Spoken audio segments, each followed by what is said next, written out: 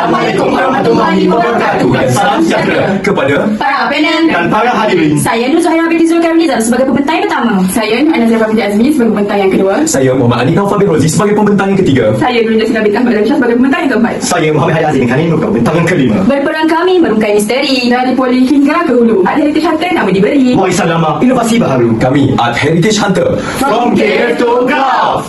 Terdapat 3 isu dan penyertaan masalah. Pertama sekali, isu yang dikenal pasti ialah kemerosapan atau warisan budaya dan sejarah dalam kalangan belia. Hal ini berlaku disebabkan oleh beberapa punca utama, antaranya ialah kaedah pengajaran yang berpusat pada hafalan fakta dan tarikh seperti yang dilaporkan oleh Malaysia Gazette 2020.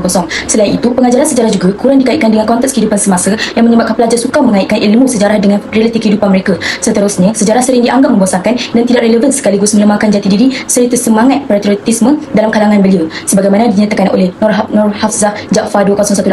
Oleh itu, terdapat keperluan perubahan dalam pendekatan pendidikan sejarah supaya ia lebih interaktif, kreatif dan bermakna. Pendekatan baharu juga perlu lebih kontekstual dan relevan agar situasi dengan keperluan dan minat belia masa kini. Selaras dengan perkembangan teknologi semasa, penggunaan teknologi berdasarkan buatan AI memainkan peranan penting dalam memperoleh cara penyampaian sejarah. AI berpeluang menyampaikan sejarah-sejarah dinamik dan peribadi melalui simulasi interaktif dan naratif digital yang dekat dengan kehidupan individu. Selain itu, AI turut mampu menyesuaikan kandungan mengikut tahap kefahaman belajar, menjadikan pembelajaran lebih menarik dan berkesan. Akhir sekali, dalam konteks kajian ini, Tasik Kenyir menunjukkan sebagai salah satu lokasi warisan sejarah yang berpotensi tinggi untuk dimajukan sebagai tapak arka pelancongan pendidikan. Lokasi ini bukan sahaja kaya dengan sumber semula jadi, tetapi juga menyimpan pelbagai unsur arkeologi dan warisan budaya tempatan yang unik dari Plan Malaysia 2024. Seterusnya, isu kedua yang dikenal pasti ialah ketidakselarasan informasi awam tentang penemuan arkeologi di Gua Bewa Terengganu. Berdasarkan beberapa laporan yang dikeluarkan, terdapat percanggahan maklumat berkaitan usia penemuan tersebut. Sebagai contoh, laporan awal pada tahun 2010 menganggarkan usia rangka manusia purba itu antara 8,000 hingga 11,000 tahun seperti yang dilaporkan oleh The Star 2010. Namun begitu, laporan seterusnya pada tahun yang sama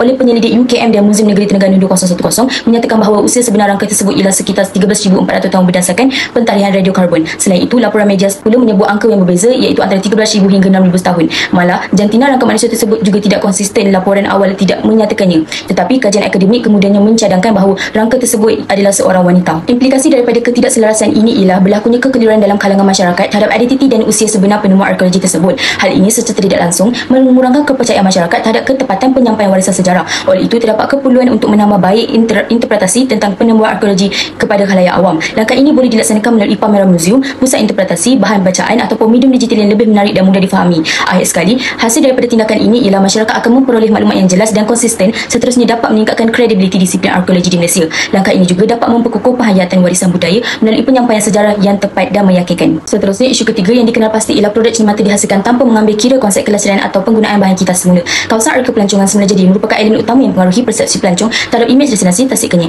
Walau bagaimanapun, faktor membeli belah dan aktiviti pelancongan turut memainkan peranan yang penting bagi menyongkong pengalaman pelancong, khususnya dalam konteks penyediaan produk cermata dan aktiviti pelancongan tempatan yang disokong oleh Mbok et al. 2021. Melalui pemerhatian yang dijalankan di pusat membeli belah di Cash Shop Tasik Kenyir pada 13 Oktober 2025, didapati bahawa kebanyakannya produk cermata yang dijual seperti magnet, t-shirt dan kitchen hanya menampilkan elemen umum seperti pemandangan Tasik, flora dan fauna. Walaupun elemen tersebut menggambarkan keindahan semula jadi Tasik Kenyir, namun nilai sejarah dan arkeologi penting seperti kewujudan Gua Bewa, iaitu tapak penemuan rangka manusia prasejarah yang menjadi bukti kewujudan awal tamadun manusia di kawasan ini, masih belum dijadikan elemen utama dalam rekaan cenderamata. Tambahan pula, hasil pemerhatian juga didapati bahawa kebanyakannya produk cenderamata di kawasan Tasik Kenyir dihasilkan tanpa mengambil kira konsep kelestarian atau penggunaan bahan kitas semula. Sebagai contoh, produk yang diperbuat daripada plastik tidak terbiodegrasi sering digunakan kerana kosnya yang murah serta proses penghasilan yang cepat. Keadaan ini menunjukkan kurangnya kesedaran terhadap konsep arkeopelancongan yang sepatutnya menekankan pemeliharaan alam semula jadi dan penggunaan sumber tempatan sebagaimana ditegaskan oleh Cheng et al. 2016. Objektif yang pertama, mengenal pasti tahap kepuasan pelancong terhadap produk cenderamata tempatan di Tasik Kenyir. Yang kedua, menghasilkan produk cenderamata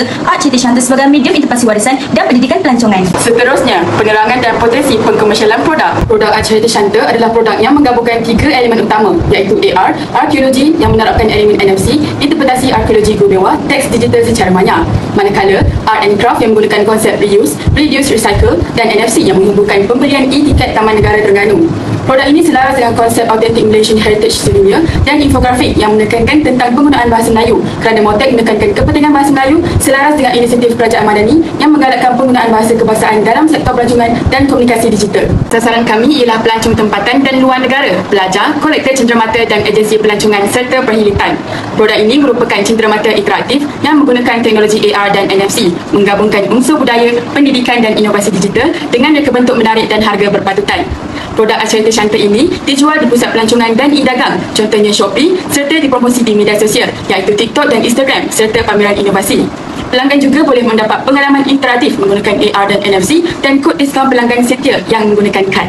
Bagi semua pendapatan Archerita Shunter, kami fokus pada jualan terus produk cenderamata. Antara produknya ialah replika besar yang berukuran 22 x 18 cm yang berharga RM30.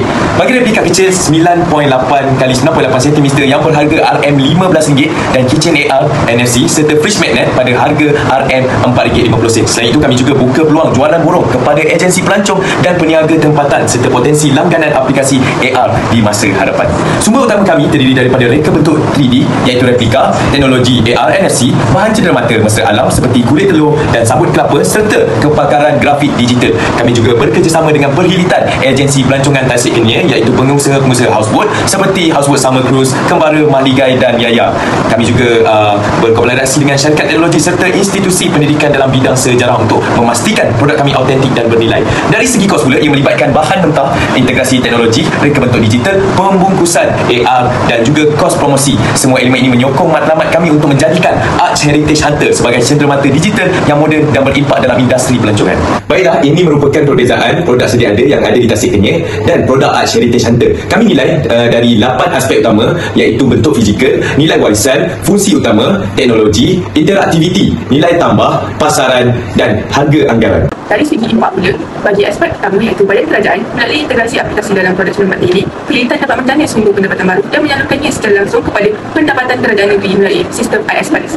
Barang-barang yang digunakan dalam menghasilkan produk ini dapat membantu SDR Corp Malaysia dalam mengurangkan pembuangan sisa bekerja yang tidak terkawal, dan ketengah pula membantu meningkatkan pendapatan di K-Shop bebas cukai Tasik Kenyir. Seterusnya, dari aspek sosial dan pendidikan, ia dapat meningkatkan kesedaran masyarakat terhadap nilai warisan arkeologi dan sejarah Malaysia melalui pendidikan digital interaktif. Selain itu juga, dari aspek ekonomi, ia mewujudkan peluang perniagaan baru dalam industri kreatif dan pelancongan lestari, khususnya untuk usahawan tempatan serta komuniti setempat.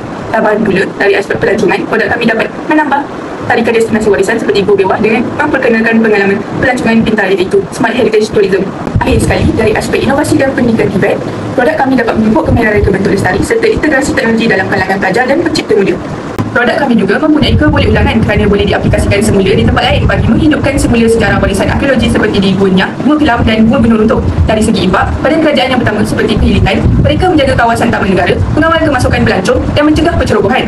Selain itu, ketengah juga membantu pemasaran produk di K-Shop Tasik Kenyir. Seterusnya, Tourism Terengganu menyediakan data pelancongan negeri Terengganu dan juga data pelancongan di Tasik Kenyir. Manakala SW Corp menggabungkan seni, arkeologi dan konsep 3R bagi menghasilkan produk mesra alam. Dari aspek pelancongan, produk seperti kitchen dapat mempromosikan tapak arkeologi. Ia juga membantu pelajar untuk mendalami tentang tapak arkeologi yang ada di Malaysia dalam bentuk cenderamata, serta memberi peluang bencana pendapatan tambahan kepada komuniti seperti pengusaha houseboat. Produk ini juga selaras dengan beberapa macam SDG. Yang pertama, iaitu SDG yang ke-9, menggalakkan pembangunan teknologi dan reka bentuk moden tapi tetap mesra alam. Contohnya, Arch ni guna teknik kita semula dan reka bentuk moden tapi masih mengekalkan identiti tradisional Go Bewah. Kita nak tunjukkan yang orang kampung pun boleh hasilkan produk yang mencapai dunia kalau ada idea dan inovasi. Seterusnya, yang kedua, iaitu SDG yang ke-11 yang menekankan tentang bandar dan komuniti lestari dalam memastikan tempat pelancongan kekal bersih, selamat, selesa dan menarik untuk pelancong. Tak adalah nanti gua rosak disebabkan pelancongan yang tidak terkawal. Akhir sekali, produk ini juga selaras dengan SDG yang ke-12 yang menekankan tentang bahan-bahan kita semula yang tidak membazir sumber dan secara tidak langsung dapat menggalakkan golongan muda untuk fikir dahulu sebelum buang. Baiklah, seterusnya saya akan menunjukkan cara-cara penghasilan produk, demonstrasi produk, maklum balas industri, pelancong dan komuniti, surat maklum balas agensi dan pendaftaran MyIPO. Ini pula merupakan video penghasilan dan penggunaan produk. Baiklah, ini merupakan maklum balas dari industri, pelancong dan komuniti setempat. Seterusnya, ini merupakan surat kerjasama bersama Penghilitan, Nature Guide dan SW Corp. Dan yang terakhir, ini merupakan sumber rujukan kumpulan kami.